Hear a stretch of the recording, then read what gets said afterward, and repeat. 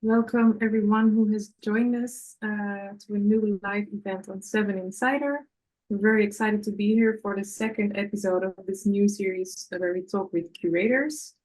Here we bring you engaging discussions with leading curators in the field of photography who represent diverse institutions worldwide. We are very honored to be joined today by István, and he has a very impressive resume and career, so I'm not going to attempt to name everything myself, and I would like to give István the word and maybe briefly tell us who you are and what you have been doing in your career. Okay, I hope you have two 3 hours because I'll then go through everything. But I'll try to be brief. So basically, I'm coming from press photography. I also worked really shortly as a photographer, but I really early on decided that I should probably more concentrate on dealing with some other people's photographs than creating photographs myself. So it was always more fascinating to me.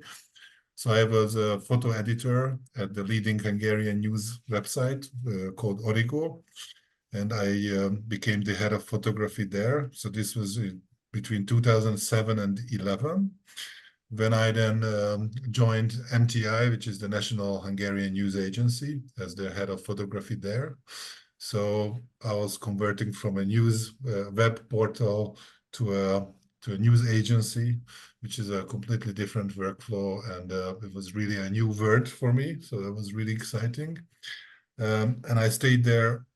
I also worked there as a photo editor and as the head of the photo desk until 2014, when I joined the Capa Center. And the Capa Center itself was formed in 2013, so I joined half a year later. So I'm there more or less from the beginning, almost from the beginning. And actually, I just realized when you asked me that this week I'm with the Capa Center for 10 years. So this is my anniversary party, basically.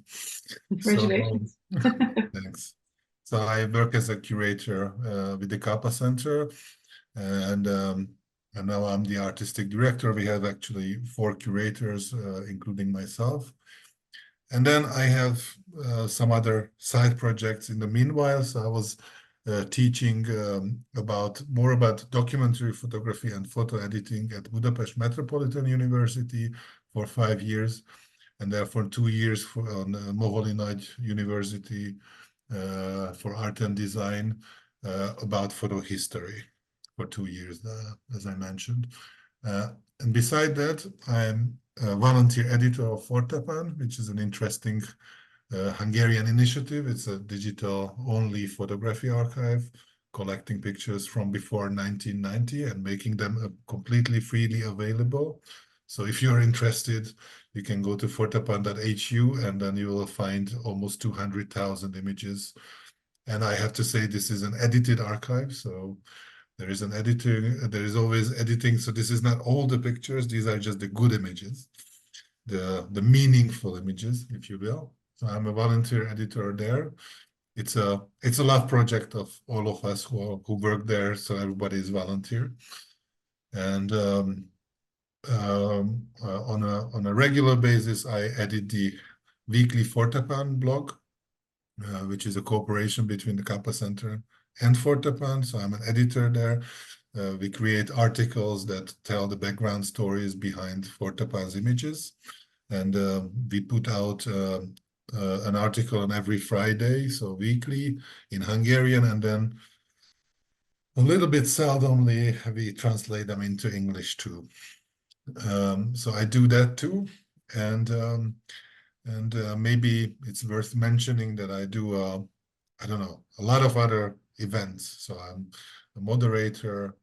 I attend portfolio reviews. I regularly sit on juries.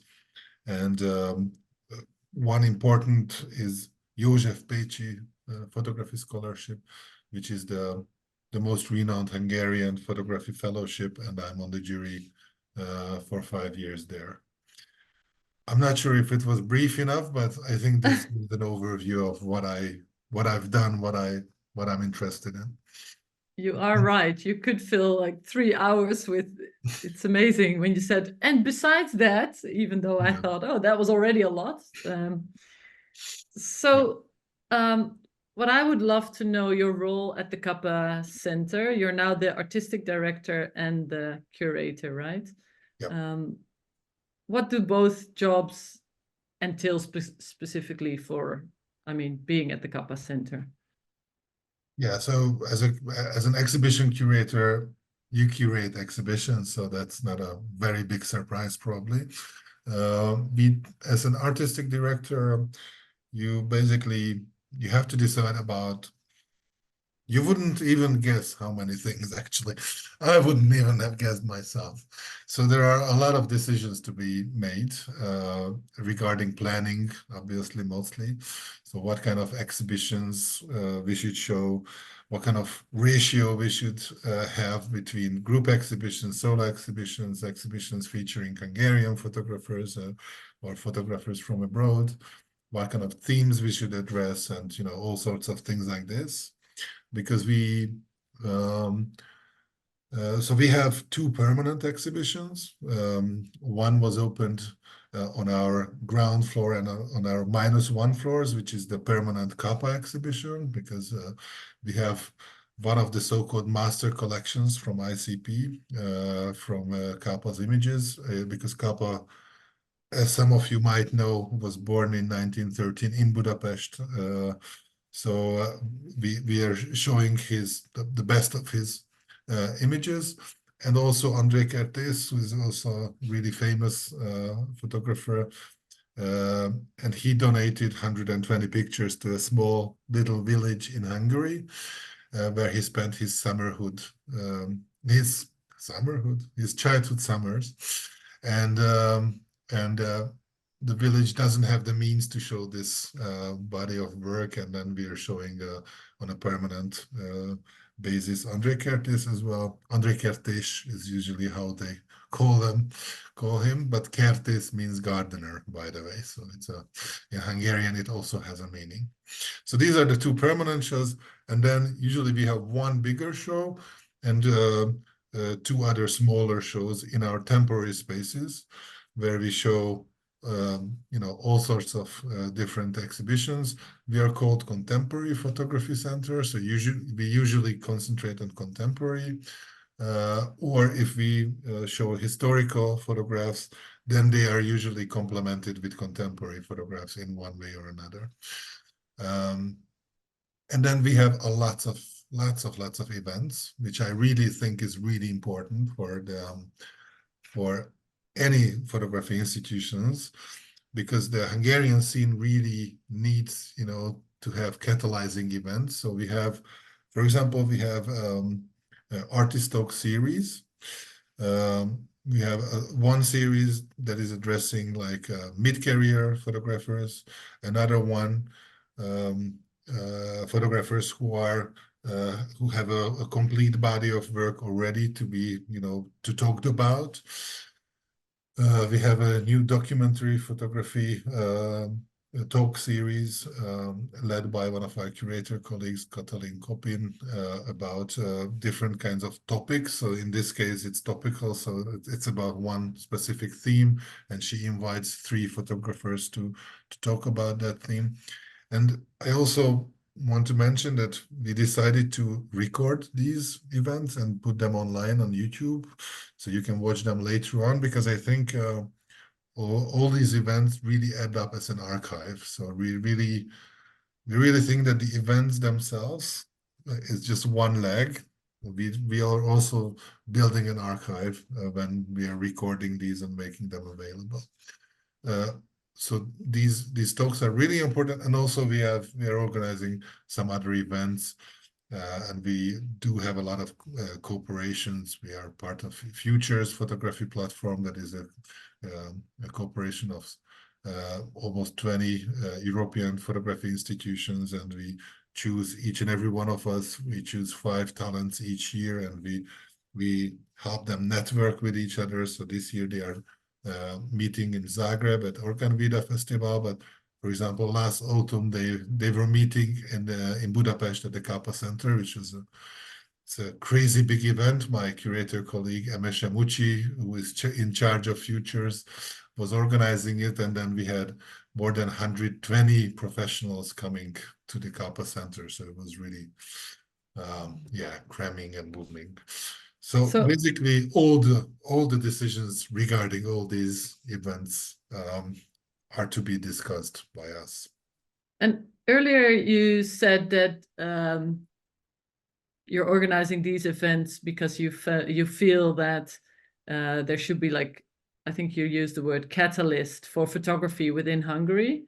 Can you kind of describe what the photography scene is like? Because it seems very vibrant and active, and I think the Capa Center seems to have a very big role in that, and I guess you personally, but how would you describe the exhibition scene, photography scene within Hungary at the moment? I think it's really vivid, and it's really becoming even more vivid in the past 10 years probably.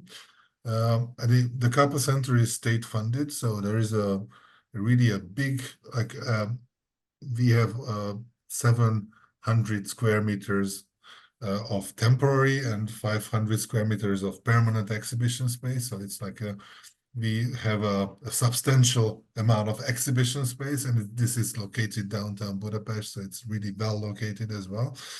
And we do get a lot of foreigners as visitors too. I think so we are really lucky to have this kind of support. And now the Hungarian Museum of Photography is moving from a small countryside town called Kecskemét to Budapest. So they are opening their doors at the end of next year in a big villa, also really well located in Budapest. So these really big institutions are there for photographers. And there is also Maimano House, which is a really nice house with a sunlight studio that was preserved from the beginning of the 20th century.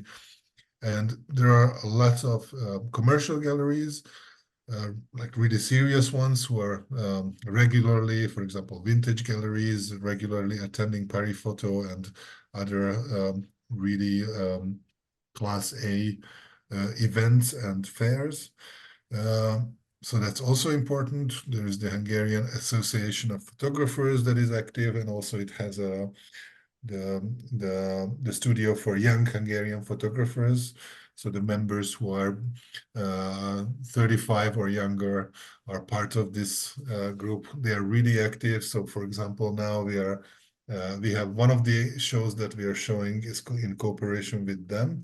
They have basically a small grant within them, for their members basically, and 5 galleries, including the Capa Center, dedicate their exhibition spaces to the winners. So I think there are quite a lot of opportunities at the moment. For example, we are also showing the Hungarian press photography exhibition that's been running for more than 40 years. So it does have a big tradition, and also the opening, which is the award ceremony, is really, really crowded and very popular. So we try to be a meeting place, and I think it's really important. I mean, the Homo sapiens. I guess you came from press photography, right? So I guess you see the importance in that too, in the current state the world is in. I can imagine having the kind of the National Press Award show in Europe. Yeah, and I really like how photojournalists, they really value each other, if I can say that. So there are always, political differences and arguments between the different parties, But these events, for example, these awards events are really, really heartwarming events. They really admire each other's achievements. And I'm really glad that the Capa Center can be a background for that, so we can, provide a platform for that. So I think it's really important because, we are, we are now sitting in front of our screens, but we really like to be in one room, like the Homo sapiens is, we are just 250,000 years old. So we really still have these ancient instincts that we really like to hug each other and shake hands and talk to each other. So I think this is an important part. And this is also true for the series we organize, the talks and everything, because that's also a platform where you can meet and exchange some ideas.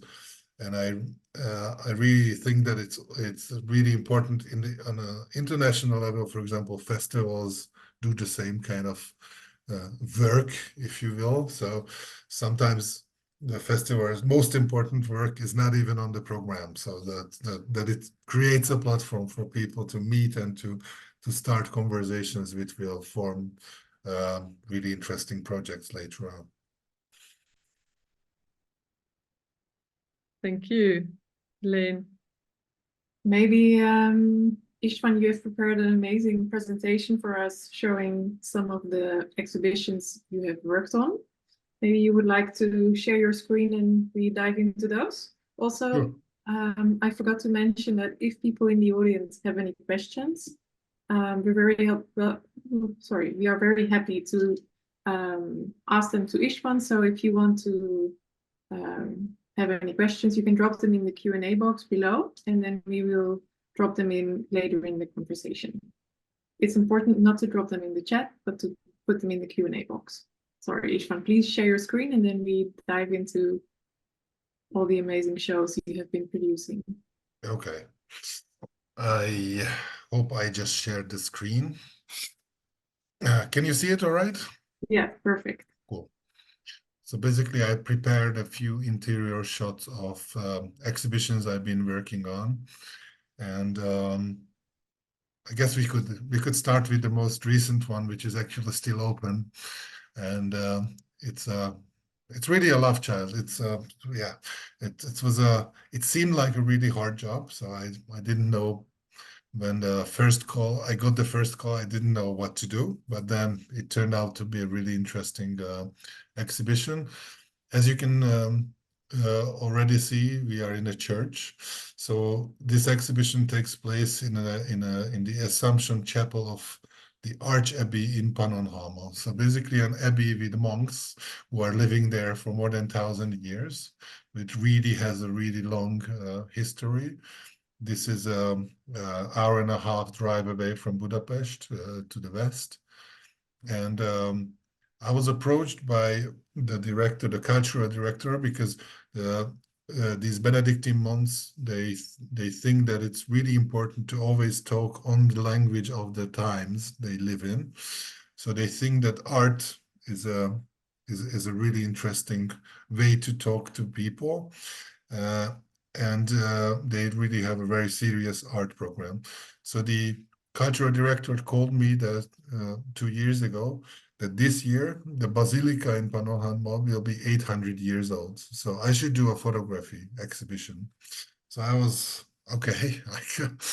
So this is a hard job. And then what I came up with and what I worked on with Attila Balázs, who is the photographer who took these images that you can see.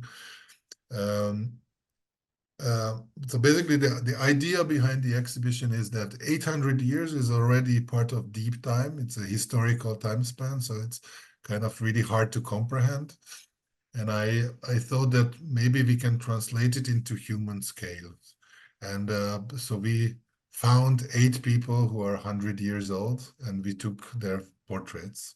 So this is the smallest number of photographs I've exhibited so far, I guess, because this exhibition consists of 8 images. But they are really all really lovely.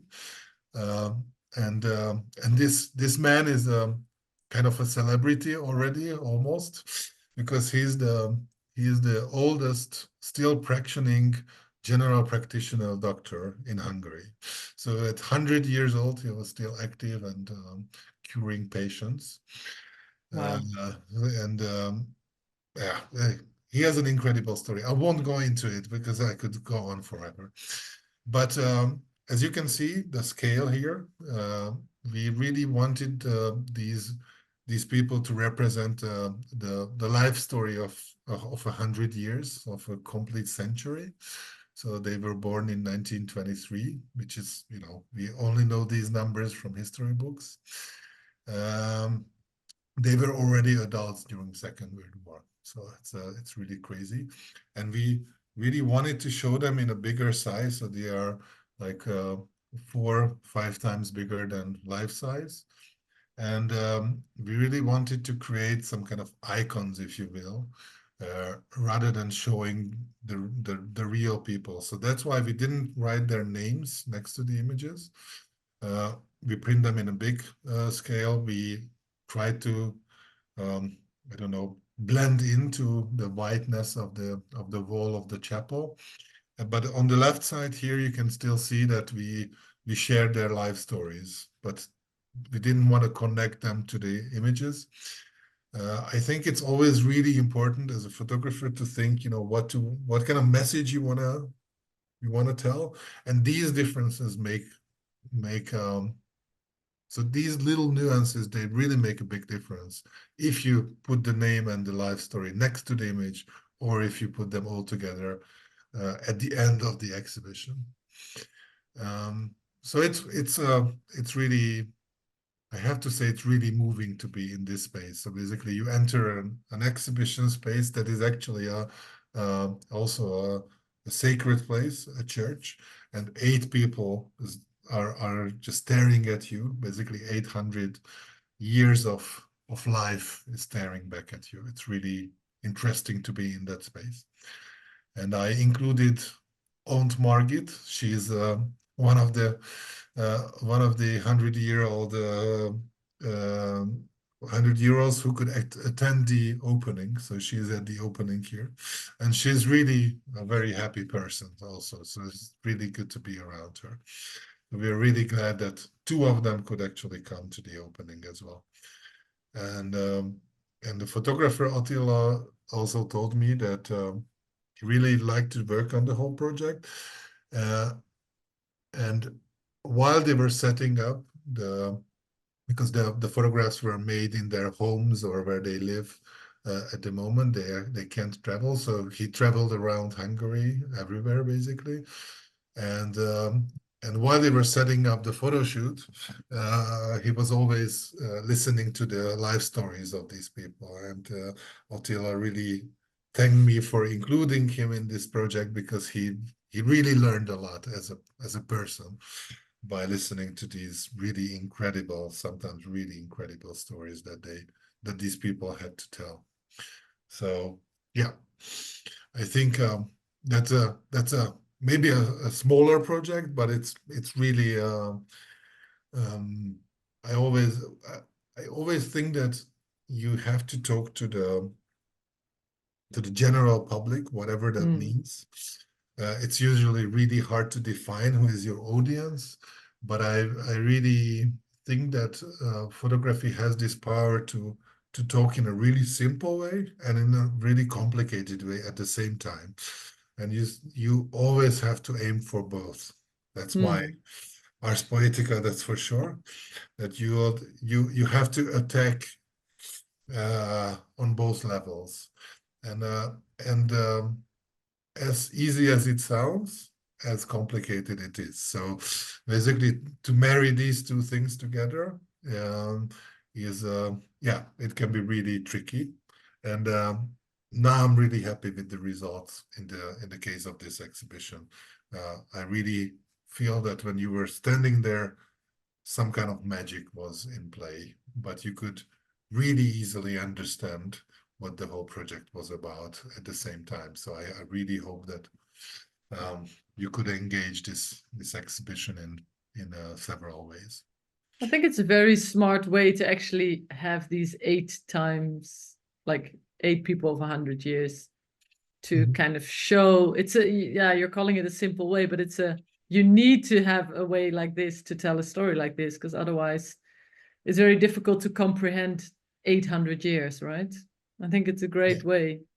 And what was the biggest compliment? Because we prepared the exhibition so that these images can be unhanged really easily, because they hold a lot of weddings here. So I thought that, okay, it's open until November. So it's basically the whole year. We opened it in March. So we thought that, okay, let's not make all the weddings have these images at the back of all the photographs. And there was a wedding just last week, and they specifically asked to keep the pictures on. Beautiful. So they really thought that so they really kind of were happy to have these kind of meta guests present in the wedding. So I was, These I think wise this is the elderly. greatest compliment we could get. Yeah. Because this is like the most beautiful. important day of their life, and they think that they want to include these guys, what they represent, what they stand for. I was really happy to hear that. So that's beautiful. Yeah. That is a good compliment. Yeah, yeah, a nice note in the guest book, which doesn't Exactly. in this case. I also really like how you Yep. and the photographer decided to keep all the backgrounds white and to really blend in with the church, because a church can be very hard to present photos, because a church is already very present and there's a lot of decoration to look at, so it can be really distracting. But yeah, you really are drawn to the pictures when you see them hanging in this church. So that's very impressive. Simple, but it works very well. We started to talk with the photographer first when we started to talk about what kind of pictures, what kind of portraits should be taken. We started to send pictures of famous photographers to each other, because that's the easiest to remember. Oh, I have a really good Richard Avedon image in mind. So we were sending these images back and forth all the time. I was thinking about this and that, and then we very early on realized that we really want to kind of blend into the wall. So we really want to have this whiteness, and we really wanted to somehow elevate these people from being themselves, rather than we really want to have them to represent a 100-year life story, to be an icon basically. And I think this kind of the picturing of them and the installation is what we try to came up with, that will enhance this this feeling. So yeah, but it's yeah, I couldn't agree more that it's a hard space, because a church is is really dominant. So you don't wanna like compete with that, but you want to somehow still reflect on it. I'm really happy with this result. Probably it could have been done differently as well, but I'm really happy how it came about, and we could convince Conrad, the cultural director, one of the monks, to do it this way, and they are really happy about it too. So yeah, and that's great. And one more thing is that this is not a contemporary exhibition space, and I think this is a really, really great opportunity. So this is a UNESCO World Heritage site, so a lot of tourists go there, and they have a so people who would not come to a contemporary photography exhibition enter this space. So I think we felt with Attila that we have a really big responsibility here, because we can talk to people through images who would normally probably not enter I don't know, a photography gallery. And that's why it was really important to talk on these both levels. So to try to address this usually 80,000 people who go to this place each year.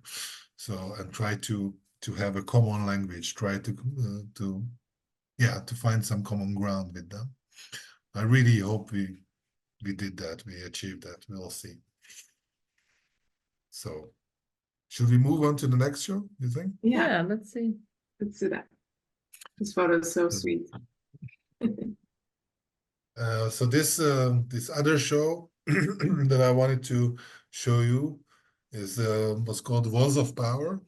It was done in 2019 at Rancondar, the biggest international photography festival in the world. This is in the south of France. Many of you probably know it. And as the subtitle probably describes it, it was pictures about man-made barriers, so basically walls that separate us within Europe and throughout Europe, which is not an exaggeration because at the time there were 50 different kinds of physical barriers that were splitting different parts of Europe from one another. Obviously, this was still the wake of the migration crisis of 2015, so this was still back then a hot topic, but I wanted to show that it's so building walls in Europe has a long tradition. So that's just to mention Hadrian Wall. So we really can go back to ancient times too. But in this case, we can see, for example, here Gibraltar. So this is Spain and UK.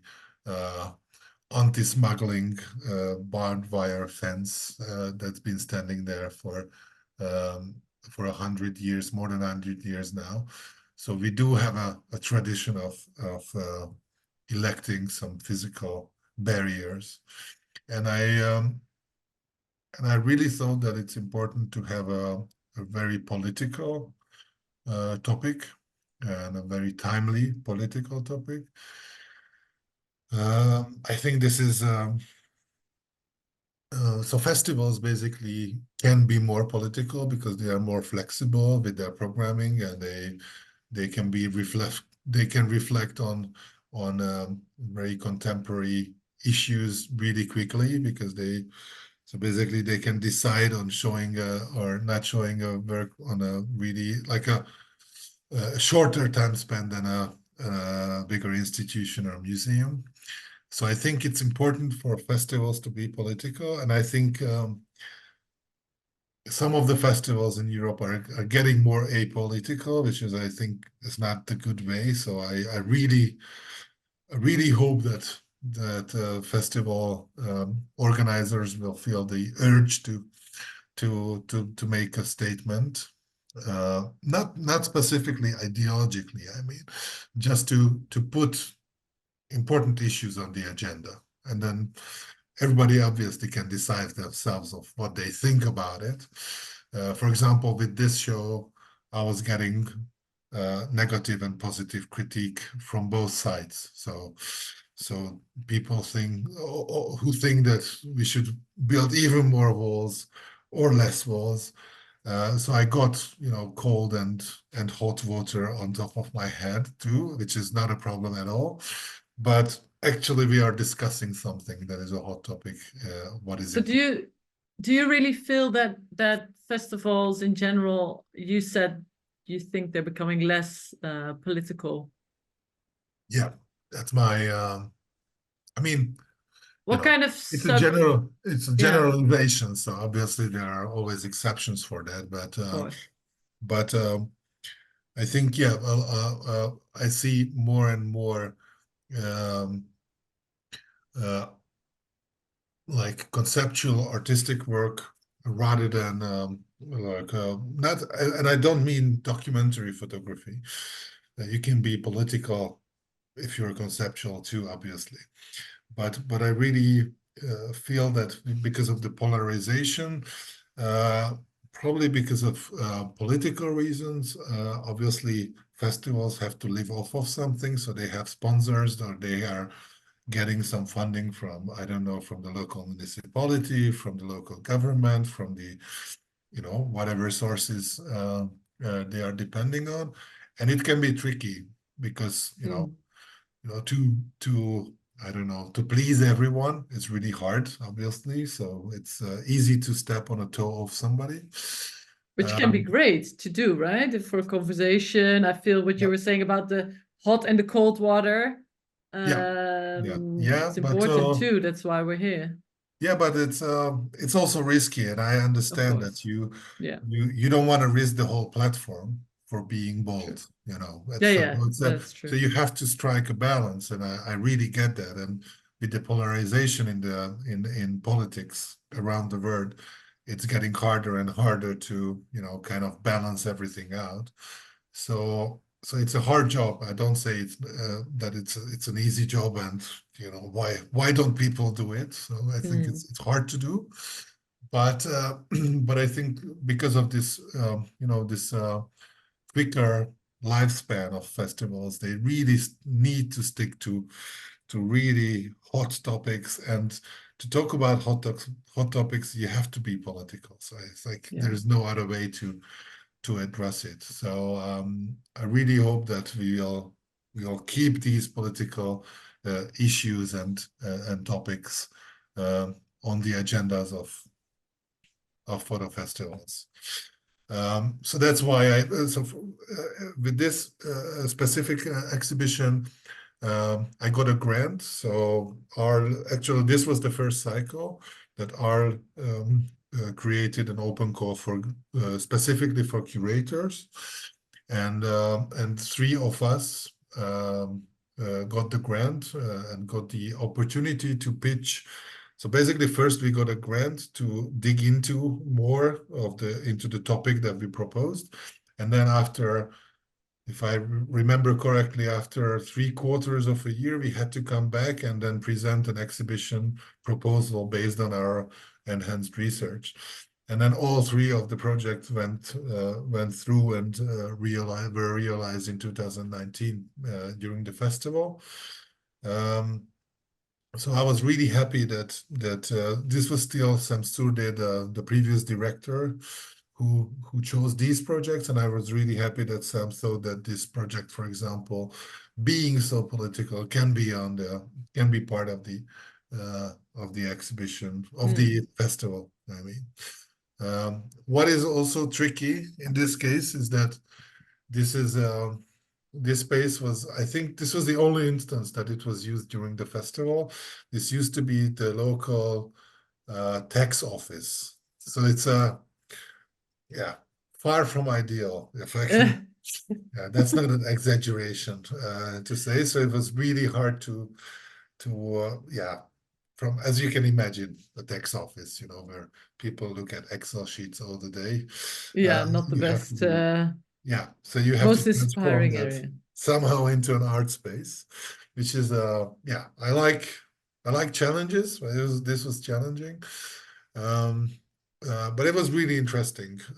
What was interesting also to create a structure, to basically these 50 walls, to put them into some kind of order. So I had 3 big sections, and so the research behind it was really important for me to kind of understand the whole system of these walls, and to try to tell their stories through photographs that represent this structure too. So they're not just, you know, pretty pictures that look nice. They really convey a meaning, and they all add up, and hopefully they are more than the sum of the parts.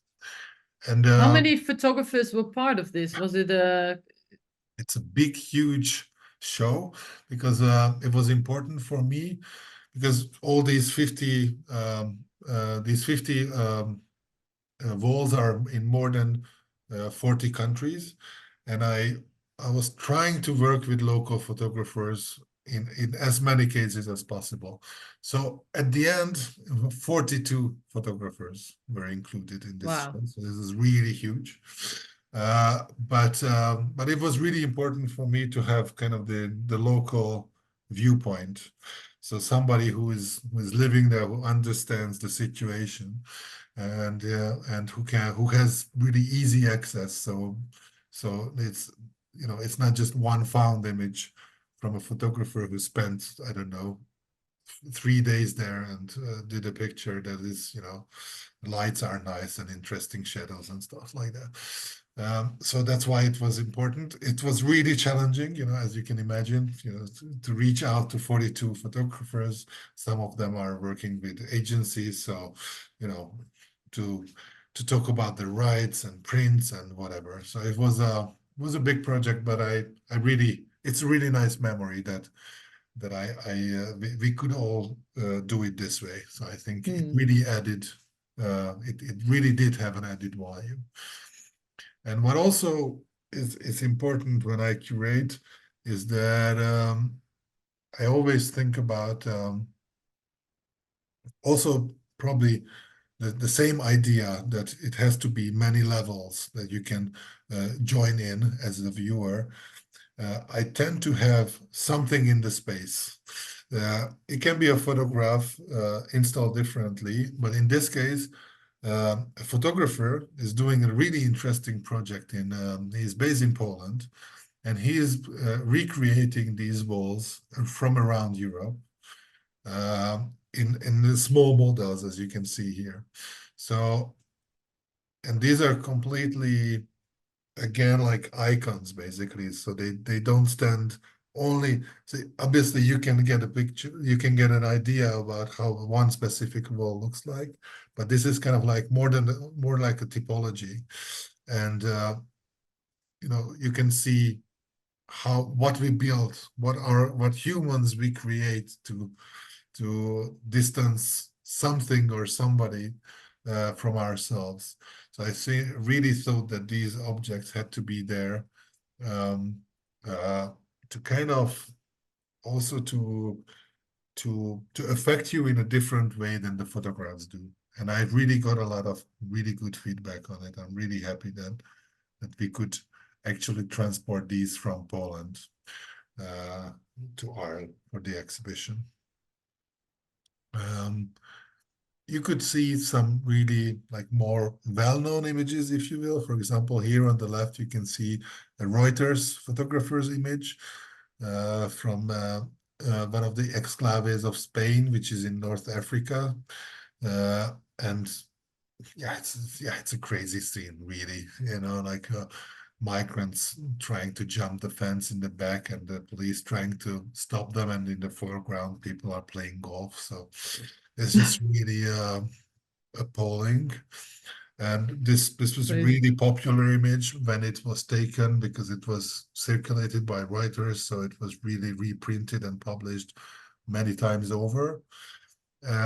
So I also try to have a kind of balance in that too, so that kind of pop culture, meaning that press photography circulated by Reuters and less known photographers and pictures created for the exhibition were also meeting in this show. Oh yeah, that's the next one already. Yeah, so what was also interesting, what I really would love to mention, that photography still has this power to prove, which is crazy because we've been altering photographs from the 19th century onwards. So there was photo manipulation right at the next second when Daguerre also, like the first picture that was showing a man is probably an actor who he paid. So we really made sure that nobody will believe photographs, but we still do. And it was interesting to see that people were really in disbelief when I told them that we have 50 walls in Europe on borders. They said, no, that's not possible. I mean, you can tell me 10, but 50 is just, it's not there. There's no way, yeah. And then photographs still have this kind of proof value or quality to them. And when they came out of the show and they were really stuck, okay, this is crazy. So they would never think that, for example, segregation walls with gypsy parts of settlements in Slovakia. So we're talking about the European Union. So we don't have to go really far. So we're not talking about these really distant parts of, I don't know, of North Greenland or something. So this is like really part of European Union. And we do have these walls, and they do stand there. So it was really kind of eye-opening. And I was really happy to see that photography still has this kind of power. And what year was this, 2019? This is 2019. Okay. The summer. I was just thinking of all the attention that went to Trump and the wall. In the meantime, we have all these walls going on as well. Yeah, and Sam, the director, always asked me, I mean, shouldn't we make it global, the exhibition? And I told, and obviously there is a point in making it global. But I always kind of push back on that temptation because I really wanted to show, the reason I was concentrating on Europe, it was not because I was interested in our own problems and I'm not interested in the rest of the world, but the festival is in Europe, and I think I had to concentrate on one continent to be able to show all these walls.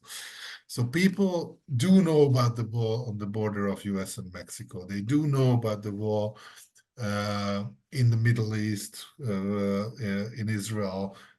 They do know about the wall in Kashmir. So we do know about quite a lot of walls.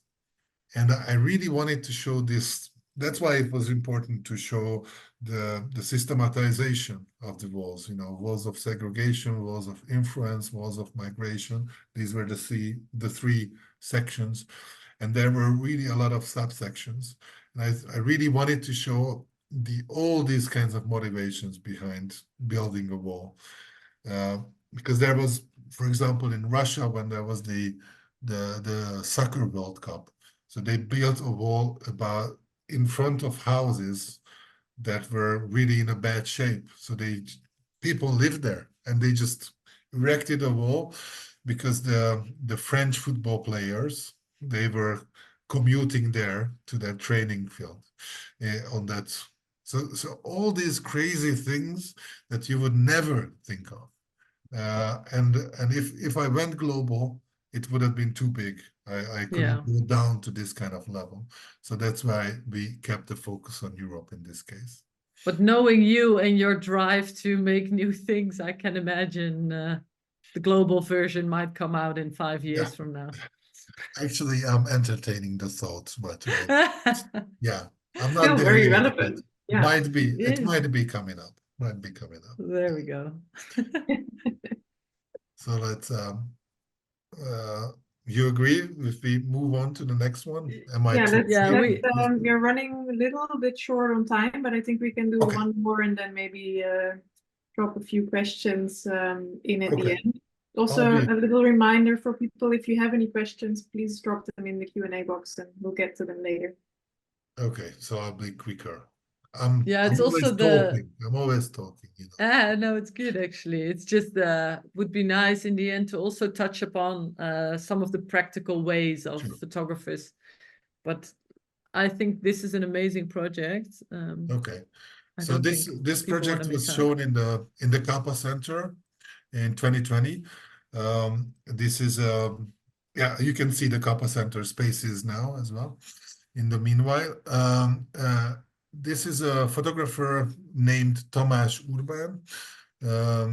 I think he is one of the best photographers in Hungary. He's 78, I think, right now.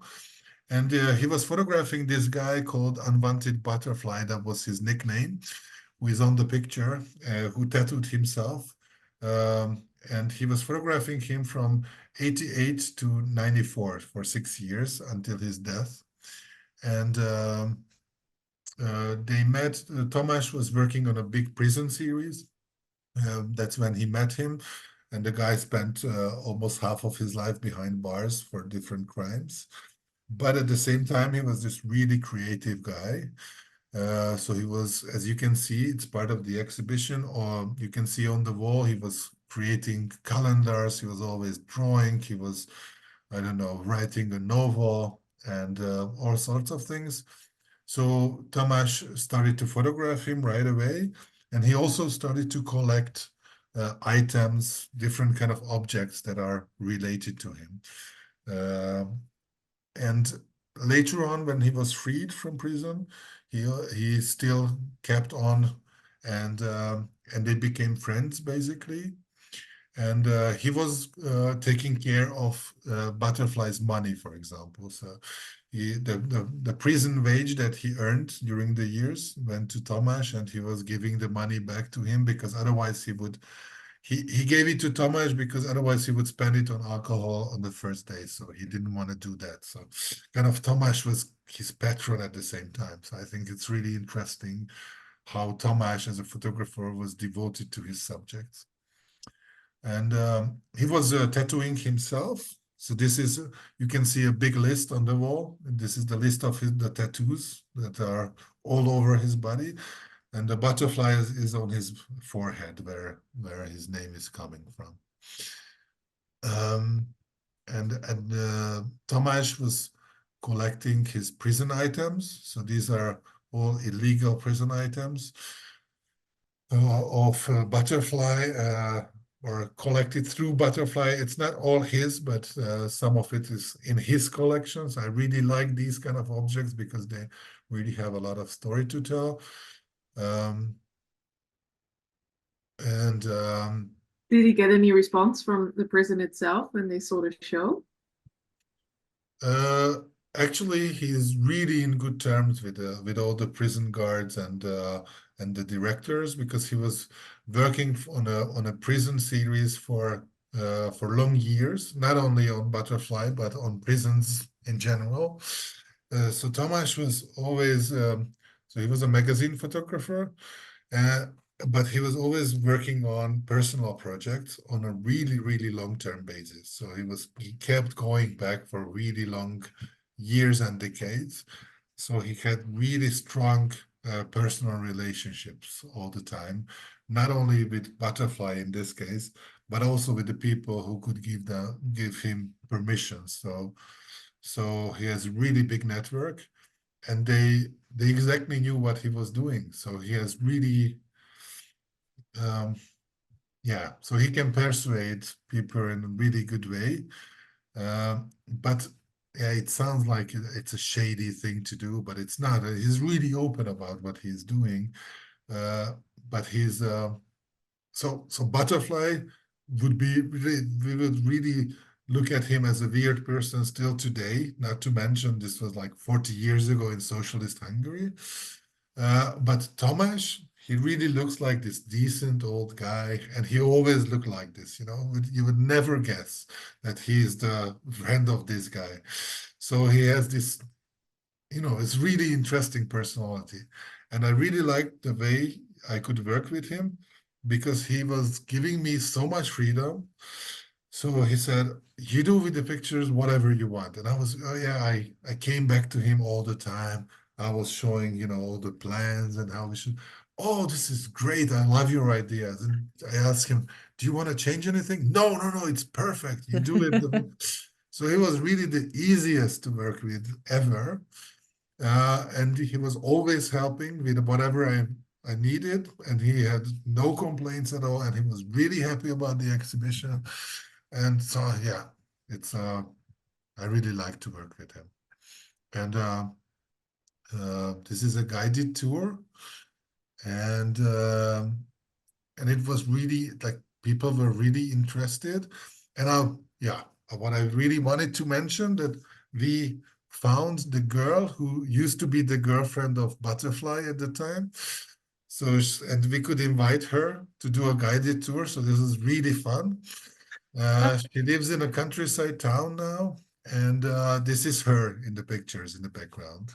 So she was telling these stories, and this is also politically a really interesting time, because this guy who is really signed off of society, basically, he was photographed by Tamás during the fall of socialism. So it was a really huge change.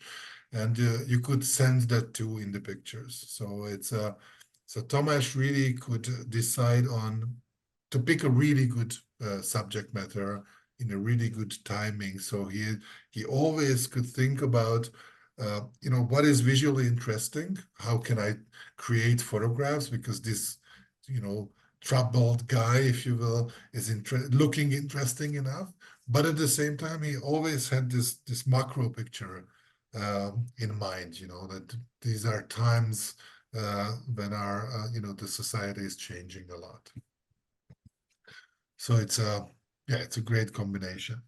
The small pictures are vintage copies from the time, but he didn't make a lot. So the big ones that were not framed are the new prints that we made for the exhibition.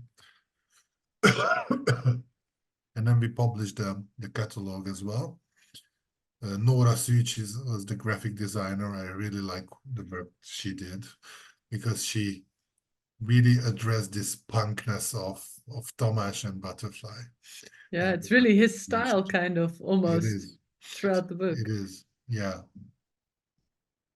Yeah, people were always looking at him. So Tomáš always told us that it was really easy to photograph him because nobody was looking at the camera because the guy was so strange that everybody was looking at him rather than the photographer. I don't know if we have time for this or we should skip to the practical questions. Should we mention this? I think as much as we would love to see it, I think it's time we stop the screen sharing and we dive into some more practical advice for photographers, because I think many people who are listening and watching will be very interested in that part. Sure. Maybe Ilvy, you would like to start. Yeah, and also if anyone wants to put any questions in the Q&A, feel free to please do so. We're here now, so this is your chance. So for the Capa Center, I think the first question would be, like, what kind of contemporary issues are you interested in? Are there certain themes, let's put it that way, that you're more interested in than others? And what advice would you have for photographers to then basically pitch a project to you? How do they do that? What should it look like? Yeah. Do you work in themes, as in thematically, or yeah? So those are. Yeah, we don't work with themes, like specific themes. So we don't have like thematic years, for example, or anything like that. Obviously, we try to address like timely issues, but not like, you know, very in a strict way. I would like to mention our. So this is obviously an international audience, but I still would like to mention an option that is more open to people who are based in Budapest. We have a series that is running for 7 years now that is called Capa, which is basically a workshop, a series of workshops for more than half a year. You can apply to be part of this. We usually have 10 or 15 participants who participate in a basically like, yeah, it's a lecture series about one specific part of photography that is related to another art. So for example, the last time it was photography and film. And now it's going to be photography and staged photo, and the stage itself. We were talking about photography and pets, photography and plants, photography and dance and music. So all these kind of different things. And then at the end of this, we publish a zine, and we also do an exhibition. So this is one way to join our exhibition program, but for this you have to be in Budapest. Another way is to show us your portfolio. You can pitch it. Also, if you happen to be in Budapest, we have like a regular portfolio review each month. And every 3 months, one of the 4 curators working at the Capa Center is taking a turn at the portfolio review. So you can always meet one of us every 3 months to show your work. In the other month, we ask outside professionals to do the review. But you can also find all our contact details in the contact section of our website. Probably it's not the best to call us, but maybe send us an email with a PDF portfolio, and then we will make sure to review it. We usually review it ourselves, like the curators ourselves, and then we discuss it from time to time among each other on a meeting, and then we get back to the photographer. Please be patient. This can take a while because, yeah, life is hectic, as probably for everyone. But we try to get back to people with a little bit more detail. We can't really analyze all the work we get, but we try to get back with a meaningful answer. And then we try to take part in different kinds of portfolio reviews internationally. So, for example, there is a new photography center that was opened recently in Bucharest. I was invited by them. So a few weeks back, I was in Bucharest doing a portfolio review. I'm going to Arles. Also, my curator colleague Katalin Kopin, she's also coming to Arles. She can also be reached there, and we do try to be present here and there. For example, through Futures, which is this EU-backed photography platform, and they do online portfolio reviews. So do reach out to one of the members to try to pitch yourself as a talent, because each year we choose new talents. And then if you are in, then you get a lot of chances to meet with other professionals. Thank you. And you just mentioned that people can email. Do you mind sharing an address? I know it's very, maybe if you could put it in the chat. Thank you for doing that. I will. I think I also saw a question coming in, or is that just me? I saw a question that came in anonymously.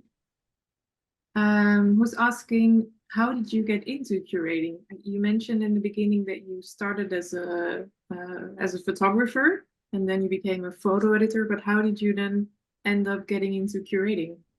Yeah, this is not the typical way to become a curator. Usually you attend a history of arts kind of program, and then you become a curator. So art historians are mostly curators.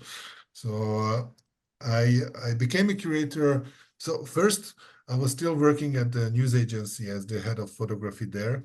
But I really felt that the news cycle is so quick that there are a lot of really meaningful images that appear and go by in a matter of hours, really. And I was also looking for ways to motivate my photographers who were working for me, because, like press photography can be repetitive from times. I mean, it's not really fun to always take pictures with politicians in ties. So kind of I reached out at the time to the director of the newly formed Capa Center if we could make an exhibition from press photographs. It was the Maidan protests in Kiev in Ukraine at the time, and I proposed that maybe we could make a selection of the best photographs that are picturing the Maidan protests, and she agreed. So we did a pop-up exhibition, and we also started to discuss a lot of other options at the same time. And it was then when the monks reached out from Pannonhalma, where I did this 100-year-old project recently. And I had really this interest in entering the physical space with pictures and presenting pictures as a physical object. So basically, I reached out to these people to do projects. We did really short projects, small projects, and then apparently they thought it was meaningful. So they reconnected again, and then we kept on going. And then, after really quickly, I realized that this is what I'm really interested in, and this is what I should be pursuing.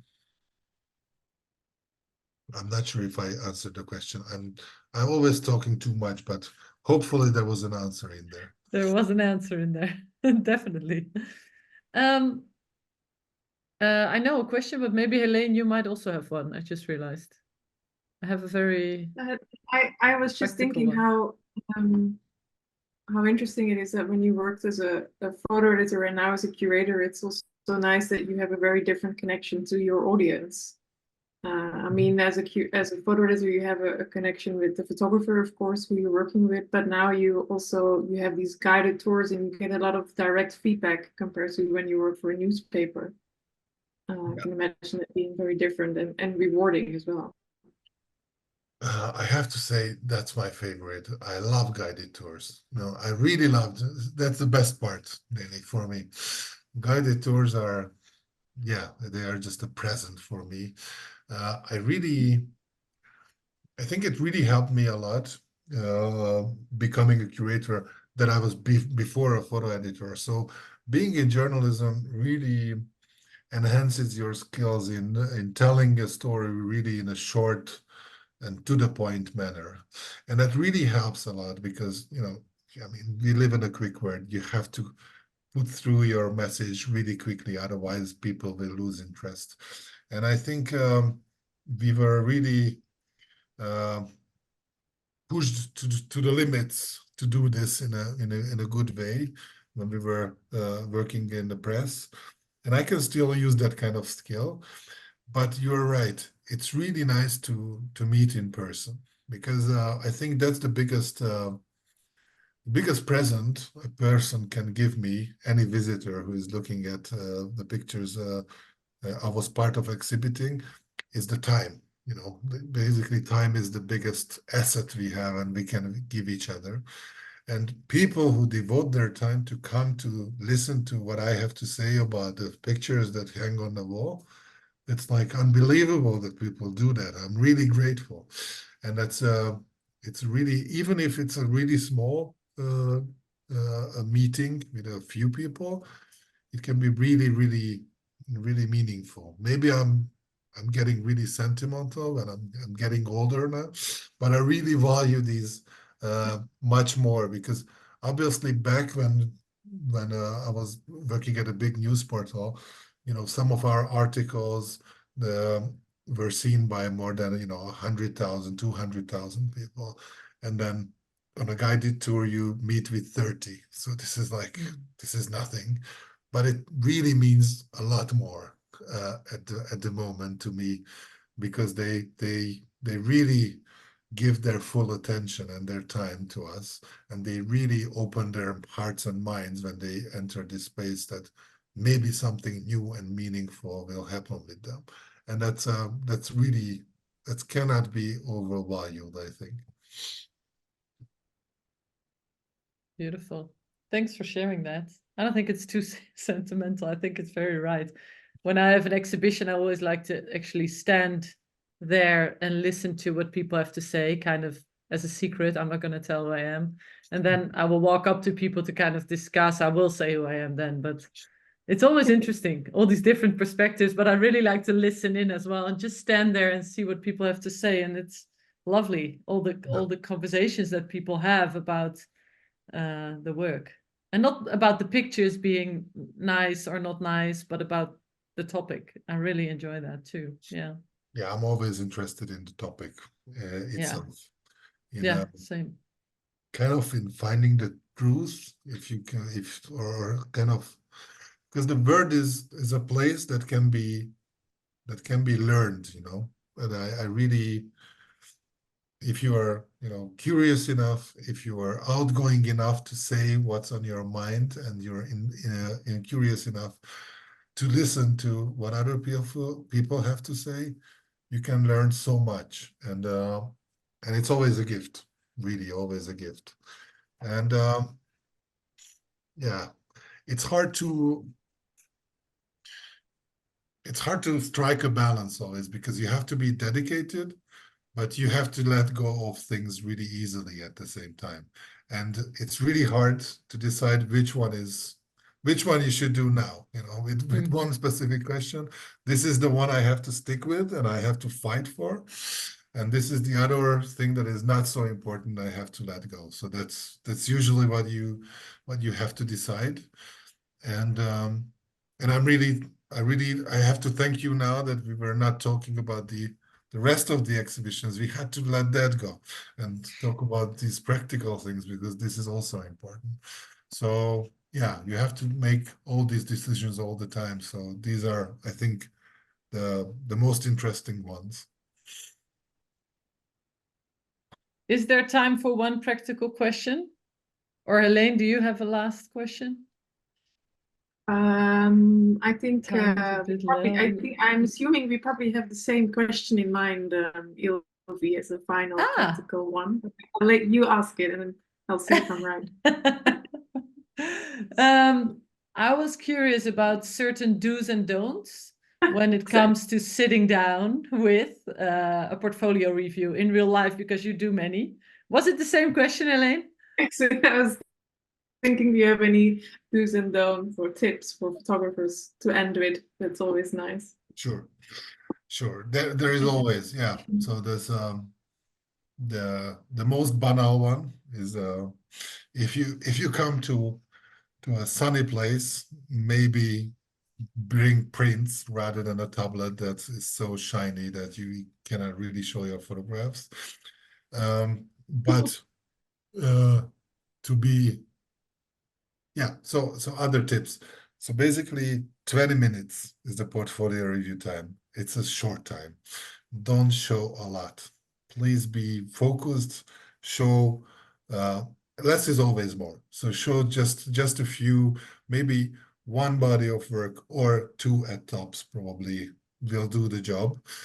You won't have time to discuss any more than that. So be focused and take pictures that are edited down to I don't know, show me 40 pictures maybe.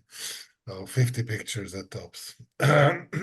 But I always advise photographers to bring small prints and not really good quality prints, so you don't need a gloves and stuff like that, because like photography professionals, curators and editors, they like photography. They like to play around with photographs. So let them do the playing around.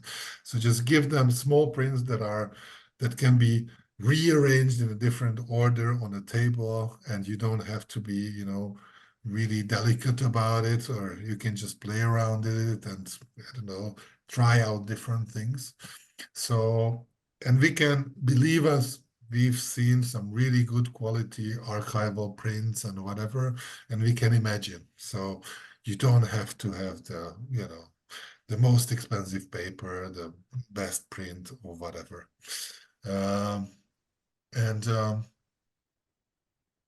Try to think about what is the meaning of the topic that you are photographing, how you can sum it up really quickly, and try to think about your attitude to the topic as well, and try to sum it up quickly. And these two things are not the same.